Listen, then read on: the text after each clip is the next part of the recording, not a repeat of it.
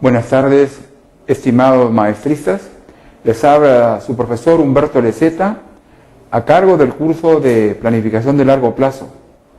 Curso que se dicta en esta cuarta versión de la maestría de Planificación Estratégica que lo ofrece la Escuela de Gobierno y Planificación de la Universidad Alas Peruanas.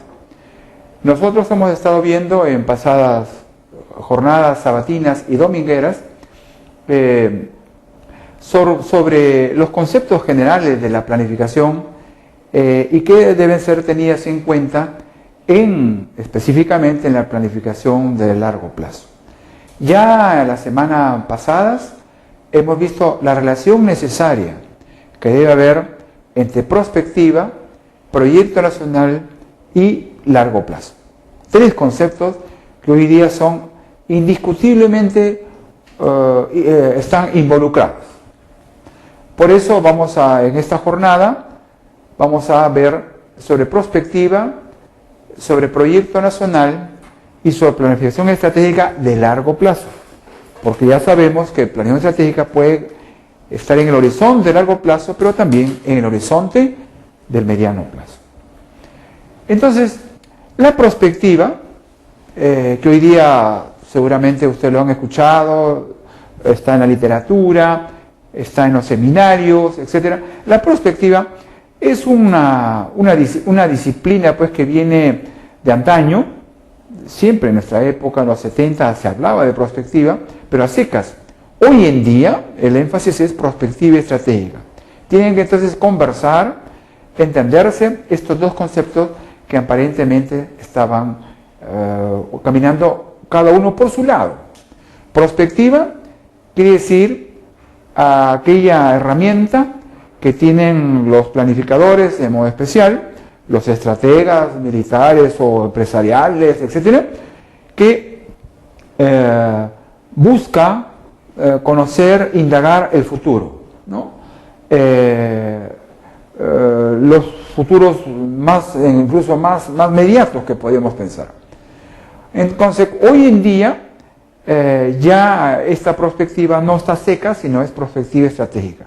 Estrategia en general, como hemos dicho, es un modo de ir a alcanzar los objetivos y las metas que tiene todo plan, ya sea de corto, mediano o largo plazo. Entonces, juntando prospectiva y estrategia, resulta prospectiva estratégica en la medida en que el mirar hacia el futuro tiene que ser más disciplinada, más sostenida, más confiable, más específica. Es decir, prospectiva tiene que caminar con estrategia. ¿Cómo se hace? ¿Cuándo se hace? ¿Con quiénes se hace? Etcétera. Los conceptos entonces de prospectiva y estrategia están ligados. Cada uno de ellos conlleva al otro y se entremezclan e involucran, como les he dicho. Esto hay que tenerlo en cuenta, enfatizo. De hecho, hablamos de planificación estratégica hoy en día, pero también de gestión estratégica y de prospectiva estratégica. Vamos a indagar un poco más en esta explicación. La prospectiva es una expresión, ¿no? Desde finales de los años 80, ¿no? Repito, prospectiva ha habido antes, pero hoy en día, desde casi el 90 y la década pasada, ya se habla de esta prospectiva estratégica, o sea, otear futuros con integraciones más específicas, con caminos más correctos, con herramientas, etc. Desde finales de los 80 se pregunta esta perspectiva estratégica, ¿cómo podríamos pensar en actuar? ¿Cómo una estrategia debe acompañar a esta lectura del futuro, ¿no? Una estrategia sola, sin mirar a lo lejos y a lo ancho y a lo profundo, tomar riesgos, pensar en el hombre, tal como lo hace la prospectiva. De la paréfesis de Gaston Berger, el año 64, hace casi 50 años, sobre la prospectiva que señala, contemplando el futuro se transforma el presente, esa afirmación a secas, en la cual calza el clásico concepto de prospectiva, ¿no? Deviene en una reflexión en el sentido que la anticipación invita a la acción. Pero todavía ahí no está concretado, como decíamos, lo estratégico. Hay que tener, ¿no?, deseo de hacer prospectiva, pero además fundarlo según una realidad que lo marca la estrategia. Entonces hay aspiraciones, pero a la vez hay anclas, que es la estrategia. Siempre es tentador, hasta ahora y seguramente mañana, tomar los deseos como realidades, ¿no? Entonces ese es un riesgo que tiene todo planificador de largo plazo, ¿no? Aspirar, pero no poner, como se dice, pies en tierra. Existen, desde luego, visiones del futuro o escenarios contingentes que parecen deseables, pero que hay que darle, ¿no?, la solidez para que sea alcanzable y no sea futuro deseable y sea más un futuro anticipado. Está bien tener futuros deseados, volitivos, aspiracionales, pero también hoy en día, el día exige que sean aspiraciones ya de probable cumplimiento, de probable aceptación. No debería ni es necesario y conveniente de tener la opción o el proyecto estratégico de la empresa, de la nación, del gobierno regional, en función a esta única visión proactiva. ¿Qué estrategias para qué escenarios? En conclusión, ¿no?, si la prospectiva y la estrategia están estrechamente relacionadas y permiten estar diferenciados desde el punto de vista conceptual y distintos, a la vez, en consecuencia es bueno y conveniente separar dos tiempos, que todo planificador de largo plazo y por supuesto el de mediano plazo tiene que tener en cuenta. Uno, el tiempo de la anticipación, esto es, de la perspectiva de los cambios posibles y deseables. Y dos, el tiempo de la preparación, por lo cual se anticipa la acción, esto es, se elabora y se evalúa las opciones estratégicas, caminos para posibles realizaciones y prepararse en consecuencia a los cambios que esperado la preactividad y a la vez provocar los cambios deseables con proactividad. Entonces, estos dos tiempos, por lo cual heredamos hoy día de la prospectiva estratégica, entonces hay que tenerlo siempre en el gabinete y siempre en la mente. Tienen que ser mentes muy rápidas para esto, para apreciar el tiempo de anticipación del tiempo de la preparación. Dos tiempos muy marcados. Hay que situarse bien, si no se fracasa en una perspectiva de largo plazo. Así como hemos hablado de la perspectiva estratégica hoy en día, muy necesarios, por lo cual los futuros anticipados van a ser posibles en la medida en que la estrategia te lo va dando cohesión, unidad, precisión. Así también es mejor para tener horizontes de largo plazo, de 10 años o quizás 15 en algunos, ¿no? Siempre es necesario que en la realidad, en este caso nacional, se cuente o debería contarse con un proyecto nacional o equivalente. Entonces vamos a hablar un poquito sobre los alcances del proyecto nacional, ¿no? El proyecto nacional, bueno, es una herramienta que viene de herencia de la metodología del CAEM, del Centro de Estudios Militares, hace ya casi 60 años, y que hoy ya está más o menos insertado en el mundo no solamente del pensamiento militar, pensamiento estratégico, sino del pensamiento empresarial y también gubernamental. El proyecto nacional es evidentemente un hecho histórico social por la cual un país o una región o una localidad participa de una aspiración común. Los americanos tienen su famoso deseo, ¿no?, de ser, ya lo han cumplido, un país grande, ¿no? Ellos han logrado, ¿no?, alcanzar y ser una gran nación, ¿no?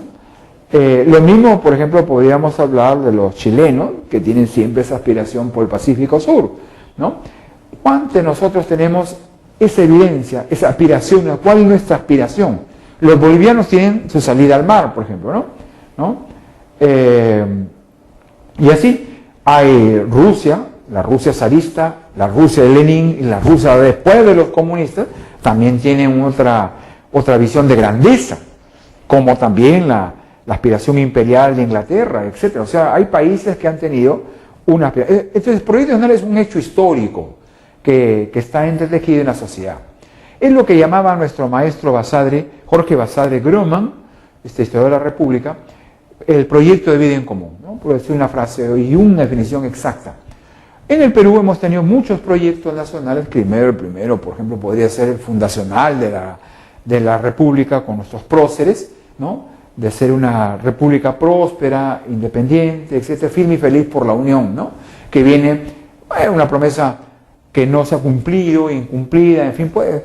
Después ha venido el proyecto de Ramón Castilla de ser un país eje en el Pacífico Sur, no hegemónico, sino importante en el Pacífico Sur, y después el proyecto nacional de Manuel Pardo y Lavalle y los civilistas, ¿no? Con la República Práctica. Y luego, ya en el siglo XX, tenemos, evidentemente, hay una aspiración nacional de reforma, de justicia social, democrática, de Ayala Torre y de Mariátegui. Y luego, como le digo, hay una metodología, aunque no una cosa cuajada, en los militares del CAEM de los años 50. Un proyecto nacional quizás estuvo con Velasco y todos esos 11 años que tuvieron los militares en el Perú. Entonces todavía nosotros me parece que no hay un destino manifiesto como tienen los americanos. El destino es ser un gran país. Entonces eso hay que verlo, qué condiciones existen para ello. Siempre el proyecto nacional es una visión anticipada del futuro, siempre debe ser una visión anticipada y definida por los próximos 25 o 50 años. Esto no es largo plazo, esto es más allá que un largo plazo. Sustenta el proyecto nacional a largo plazo. El proyecto nacional, aparte de una definición, un concepto o un objetivo, como quieran llamarle, así como el destino manifiesto es una gran nación de los americanos, así también nosotros habría que buscar esa visión. Y a través de esa visión, definir el futuro, podemos encontrar ya una imagen deseable. ¿Cómo se hace? ¿Cómo se hace esa visión, ese objetivo? Se expresa en consecuencia en un conjunto de objetivos y a la vez en una estrategia que supuestamente permite alcanzar dichos objetivos. Y el proyecto nacional tiene que tener como sine qua non, como condición sine qua non, como se dice en romano, en latín, la condición esencial de su viabilidad. De lo contrario, se cae. Perdón, parece que había saltado algunas ideas finales de perspectiva, pero lo vamos a reflexionar. Prospectiva, ¿no? Hay 5 ideas. El mundo cambia, pero los problemas a veces permanecen, y es verdad. Los actores claves en el punto de bifurcación, un alto de complicación en lo complejo, etc. Son algunas recomendaciones para tener una perspectiva. El proyecto nacional, volviendo otra vez, es un horizonte más allá de largo plazo, 20, 30 años. Incluso hablan de 50 años, ¿no? Bueno, la promesa de la vida peruana, por usar la paréfrasis de nuestros próceres y que nos dieron la emancipación, etc., pues ahí está, casi bicentenario. Ese es un proyecto nacional. Lo que pasa en el caso peruano, no hasta cumplir esa promesa. Se asume el proyecto nacional en el camino, que en el camino puede ir sufriendo obvios reajustes, pero no en lo esencial, en la medida en que la realidad concreta puede así exigirlo. En este sentido, el proyecto nacional es abierto y alejado de todo dogmatismo, partidismo y sectarismo, digamos, que podría estar y que obnubile. Eso nos lleva a que el proyecto nacional siempre es una anticipación consciente y voluntaria. No puede ser de unos iluminados, por decirte los polpotianos y los senderistas, ¿no? Querían construir su patria revolucionaria desde una concepción, ¿no?, dominante de las armas, de clase única, del dominio de la estrategia política de ellos y desconociéndolo. Eso no es. Entonces tiene que haber en el proyecto nacional una anticipación consciente, una visión anticipada. Eso hay que construirlo desde varias entradas, desde varios actores, fuerzas, etc. Una visión anticipada del porvenir que se quiere alcanzar. Eso no se construye unilateralmente, dogmáticamente, sectariamente, ¿no? Ese no es proyecto nacional. Se habla de un neoindigenismo en el proyecto senderista, pero es totalitario, violentista, expropiador de la libertad, etc. Eso no. Se asume, en consecuencia, el proyecto nacional de modo consciente y voluntario por quienes lo comparten, lo asumen. Y desde luego, en el caso nuestro, es un proyecto nacional. Ayer Bolívar tuvo un sueño cuasi sudamericano, ¿no? Cuasi, pero no integraba todo, pero eso se incumplió. Sigue siendo una promesa para todos los países latinoamericanos tener una aspiración latinoamericana. Hoy día está más complicado, ¿no? Pero se está construyendo, dicen el sudamericano. Pero en el caso nacional, se dice que el proyecto nacional es nacional porque ha de gozar de amplios consensos entre los diversos grupos sociales, clases sociales, agentes económicos y sociales, intelectuales, etcétera, iglesias, etcétera. Constituye por ello un planteamiento integrador, ¿no?, fundado en esa urdimbre que se teje de aspiraciones y valores entre quienes lo provocan, lo comparten y lo asumen. Es un planteamiento a pesar de la heterogeneidad, como el caso nuestro, heterogeneidad social, heterogeneidad étnica, heterogeneidad económica, ¿no? Pero somos, en el fondo, una nación. Eso es lo posible. Ya somos una nación, pese a algunas voces que dicen que no lo somos, que hay varias naciones, y eso me parece estremecedor hoy en día, escuchar, ¿no?, que no hay nación peruana.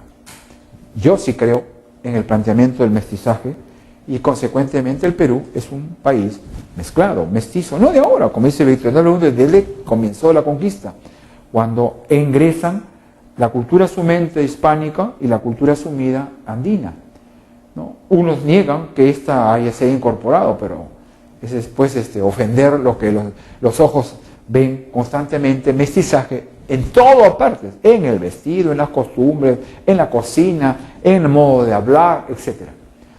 El proyecto nacional tiene otra característica, requiere, como decíamos, consenso. Si hay disensos, olvídense. El amplio consenso que requiere el proyecto nacional no puede confundirse, por supuesto, con la unanimidad ilusoria. No hay unanimidad. Lo que puede haber es una mayoría grande, amplia, que el país acepte. Por ejemplo, comencemos a debatir. ¿Cuántos peruanos creemos en el mestizaje? ¿Y cuántos en la otra tesis de que no hay mestizaje y no hay nación y hay varias naciones? Por ejemplo, ¿no? Eso lleva a medir un poco el amplio consenso sobre, en este caso, del mestizaje, si es que fuera así. Por ello es legítimo asumir que dicho proyecto puede ser cuestionado por ciertos grupos, ¿no? Puede ser, y de hecho puede haber contestatarios. El proyecto nacional, para que se construya en visión, requiere estar antecedido por un diagnóstico severo, sistemático, confiable, y a la vez de un pronóstico de lo que vendría. O sea, no podemos llegar a esta visión y a esta imagen objetivo si no nos acompaña en este proceder un diagnóstico sistemático, objetivo, verificable. El proyecto nacional se formula en consecuencia teniendo en cuenta un diagnóstico global de la situación del país, pero a la vez requiere de un pronóstico, es decir, lo que ocurriría en caso de continuar las tendencias actuales, ¿no? Las tendencias o megatendencias. Y a la vez contar sobre la base de ese diagnóstico y ese pronóstico, tener hipótesis digamos, de alternancia de resultados que podrían lograrse en caso de modificarse estas tendencias. Así como hay confiabilidad en el diagnóstico, en el pronóstico, el proyecto no del todo da certeza, hay incertidumbre. Por su propia naturaleza y anticipación, el proyecto nacional se vializa con un amplio margen de incertidumbre. Ahora, por ejemplo, como si construyéramos, ¿no? Buscáramos el objetivo nacional, hoy en día habría mucho margen de incertidumbre, por muchas razones. Hemos salido del senderismo y su violencia, hemos salido de los problemas de estabilidad, pero todavía no nos curamos en vida sobre democracia y libertad, por ejemplo. Y entonces hay márgenes de incertidumbre que alimentan, ¿no? Una incertidumbre, una variable, acarrea otra, o no es así. Estas cosas de Repsol, etcétera, no han traído una incertidumbre. Ya están los informes, lamentablemente, de afuera sobre la calificación del país riesgo. Entonces, más todavía, si hablamos de 25 años, no se excluye la posibilidad de que se encuentren importantes obstáculos en el camino para su cumplimiento. El proyecto nacional parte en su visión y su imagen objetivo de necesidades a ser resueltas en los próximos 20, 25 años. Necesidades reales del país, ¿no? La población, o de carácter individual o colectivo, material o cultural. ¿Cuáles son esas necesidades? Educación, por ejemplo. Viejísimo problema, no resuelto. Que hay que dar la vuelta, pero no ahora, pero sí sostenidamente, no que se diga a una reforma y viene una contrarreforma. Después viene un gobierno, habla del magisterio y después habla de otro modo. Entonces estas cosas no convienen. Lo mismo la calidad y la cobertura de la salud, por ejemplo, ¿no? La descentralización, la reconversión industrial, en fin, hay muchas cosas, la integración misma física del país. El proyecto nacional, como parte de necesidades, tiene que responder con realismo a lo que está la situación. La formulación del proyecto nacional no se limita en consecuencia al establecimiento de objetivos deseables, aspiracionables, sino que debe señalar estrategias o medios disponibles, ¿no? Esto es lo que llamaríamos la perspectiva estratégica que hablábamos hace un momento, o de que se pueda disponer de acuerdo a los recursos del país. De no ser así, el proyecto nacional sería una mera utopía y no una empresa realista. ¿Requiere el proyecto nacional de un liderazgo? No de un líder individualista, personalista, mesiánico, que siempre aparece en el Perú, muchos. Un liderazgo generacional, ¿no? Esa generación del 900, esa generación de la reforma, del centenario. En el Perú necesitamos un líder, pero que vincula a otros. Entonces, el establecimiento de los objetivos y la implantación de las estrategias del proyecto nacional requiere, en consecuencia, de un liderazgo político legítimo. O sea, un partido político con varios partidos dan mirada al futuro. Eso es lo que hizo Alemania. En 1949, al generarse su ley fundamental, se juntaron socialdemócratas y cristianos, dieron su ley fundamental y hacia adelante. Y Alemania, pese a los problemas que hay ahora de Europa, Alemania sigue creciendo a 3%, que es lo mínimo. Pero ahí está creciendo. Otros dan en decrecimiento. Pero requiere de una confluencia, ¿no? Una concordancia, una convivencia, una concertación política de los líderes que obviamente amen al Perú, miren al Perú democráticamente, en bienestar, etc. Y por otro lado hay otro requisito. No hay liderazgo sin eficiencia tecnoburocrática. ¿Hay obstáculos? Sí, hay obstáculos al proyecto nacional, porque puede faltar continuidad, el consenso puede ser insuficiente y puede haber una evaluación de su cumplimiento que sea errónea y eso trae problemas. Una evaluación de los recursos disponibles o de que se pueda disponer, ¿no? Áreas temáticas, como he dicho, las necesidades, ¿no? Pueden ser materia de diálogo. ¿Cuáles son las necesidades más cruciales para el Perú? Pongamos en consenso que nos lleva a buscar ¿Cuáles serían esas necesidades más? Yo, por ejemplo, suelto la educación, que es un problema antaño y que sigue siendo un problema, ¿no? Presente y seguro para futuro. Lo mismo la educación, seguramente la salud, los servicios de salud. Lo mismo atacar de raíz la pobreza y sobre todo la pobreza más extrema, ¿no?